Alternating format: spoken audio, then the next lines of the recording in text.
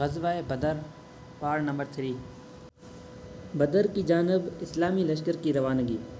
رسول اللہ صلی اللہ علیہ وسلم اس نامکمل لشکر کو لے کر روانہ ہوئے تو مدینے کے دہانے سے نکل کر مکہ جانے والی شاہراہ عام پر چلتے ہوئے بئر رواہ تک تشریف لے گئے۔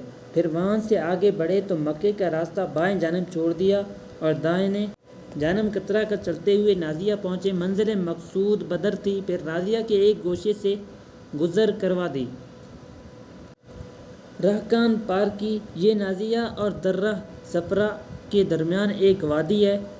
اس وادی کے بعد درہ صفرا سے گزرے، پھر درہ سے اتر کر وادی صفرا کے قریب جا پہنچے اور وہاں سے قبیلہ حجینہ کے 2 آدمیوں یعنی بصیس بن عمر اور عدوی بن ابی زغبہ کو قافلے کے حالات کا پتہ لگانے کے لیے بدر روانہ فرمایا۔ مکے میں خطرے کا اعلان۔ دوسری طرف قافلے کی صورتحال یہ تھی کہ ابو سفیان جو اس کا نگہبان تھا حد درجہ محتاط تھا۔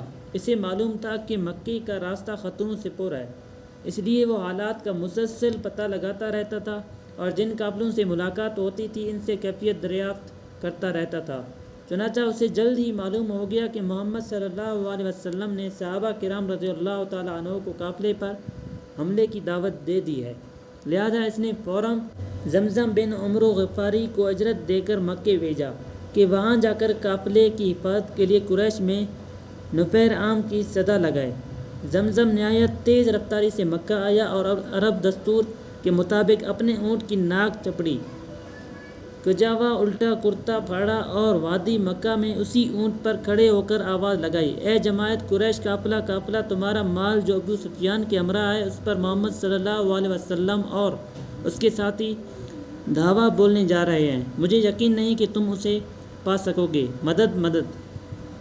بھائیو آج یہیں تک کافی ہے، اور اگلا پال جلد ہی آ جائے گا انشاءاللہ۔ اس کے لیے اپنا ڈھیر سارا خیال رکھیے۔ اللہ حافظ۔